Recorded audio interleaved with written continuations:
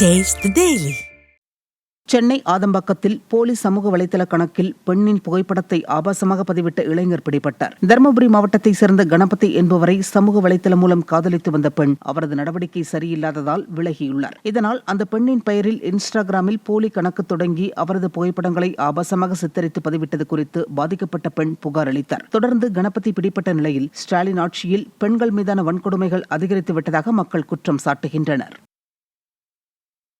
கோவை மாவட்டம் சூலூரில் பள்ளி மாணவியை ஏமாற்றி திருமணம் செய்த நபர் போக்சோவில் பிடிபட்டார். சூலூர் அருகே அரசு பள்ளியில் 9ஆம் வகுப்பு படித்த மாணவியிடம் திருவண்ணாமலை மாவட்டத்தைச் சேர்ந்த ஏழுமலை என்பவர் ராங்கால் மூலம் அறிமுகமான நிலையில் தொடர்ந்து செல்போனில் பேசி வந்துள்ளார். பின்னர் திருமணம் செய்து கொள்வதாக ஆசை வார்த்தை கூறி சிறுமியை திருவண்ணாமலைக்கு அழைத்துச் சென்று திருமணம் செய்துள்ளார். இதையடுத்து ஏழுமலை போக்சோ சட்டத்தில் பிடிபட்டார். விடியா திமுக அரசில் பள்ளி மாணவிகளுக்கு பாதுகாப்பில்லாத நிலை உள்ளதாக மக்கள் குற்றம் சாட்டியுள்ளனர்.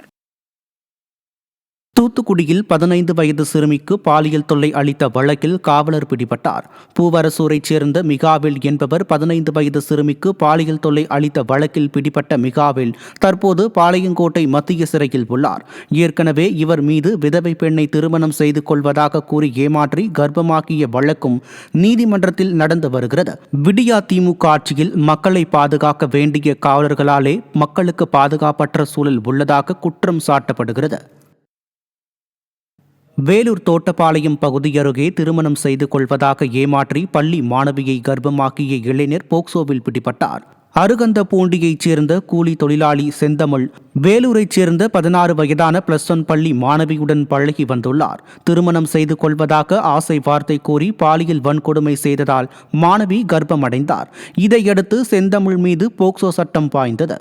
பள்ளி மாணவிகள் தொடர்ந்து சீரழிக்கப்படுவது குறித்து அப்பா முதல்வர் நடவடிக்கை எடுப்பாரா என மக்கள் கேள்வி எழுப்பியுள்ளனர்.